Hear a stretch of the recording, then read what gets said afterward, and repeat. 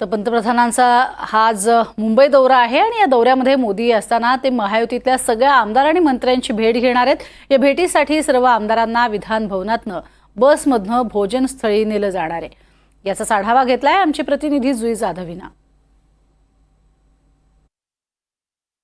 पंतप्रधान नरेंद्र मोदी आज मुंबई दौऱ्यावर आहेत आणि मुंबई दौऱ्यावर असताना महायुतीच्या सर्व आमदारांना ते भेट देणार आहेत। मात्र त्याआधी सर्व आमदारांना या बसेसमधूनच घेऊन जाणार आहेत डॉकयार्डच्या दिशेने आणि जिथे कार्यक्रम आहे नौकादलांचा तिथेच हे सर्व आमदार जाणार आहेत।